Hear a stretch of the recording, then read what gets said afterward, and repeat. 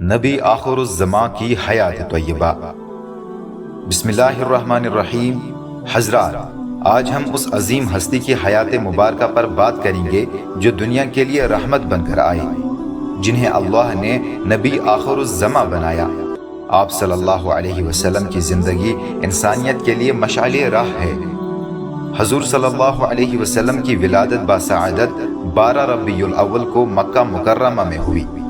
آپ صلی اللہ علیہ وسلم کا تعلق قریش کے معزز خاندان بنی ہاشم سے تھا۔ آپ کے والد عبداللہ اور والدہ آمنہ تھیں۔ ولادت سے پہلے ہی آپ کے والد وفات پا چکے تھے۔ بچپن میں آپ صلی اللہ علیہ وسلم کی پرورش آپ کی والدہ اور دادا عبد المطلب نے کی۔ جب آپ کی عمر 6 سال تھی تو والدہ بھی انتقال کر گئی۔ بعد میں آپ صلی اللہ علیہ وسلم کی کفالت چچا ابو طالب نے کی۔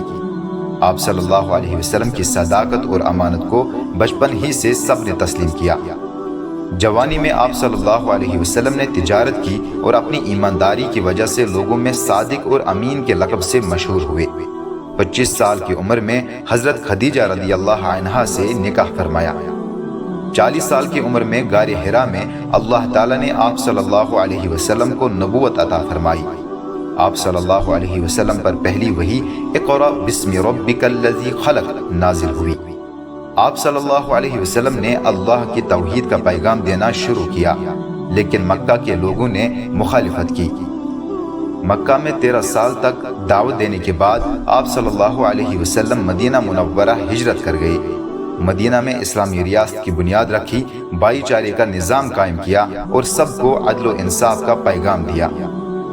مدینہ میں قیام کے دوران کئی غزوات پیش آئی، جن میں غزوہ بدر، غزوہ احد اور غزوہ خندق مشہور ہیں۔ ان جنگوں میں آپ صلی اللہ علیہ وسلم نے صبر، حکمت اور رحمت کا مظاہرہ کیا۔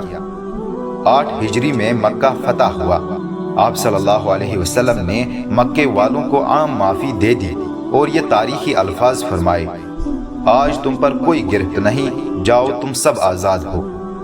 63 سال کی عمر میں 12 ربیع الاول 11 ہجری کو آپ صلی اللہ علیہ وآلہ وسلم اس دنیا سے پردہ فرما گئے۔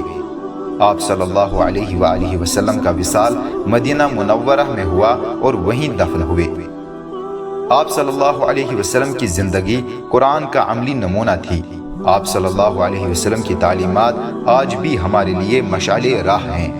ہمیں چاہیے کہ آپ صلی اللہ علیہ وسلم کی سیرت کو اپنی زندگی میں اپنائیں اور دنیا میں امن و محبت کا پیغام عام کریں۔ جزاکم اللہ خیر۔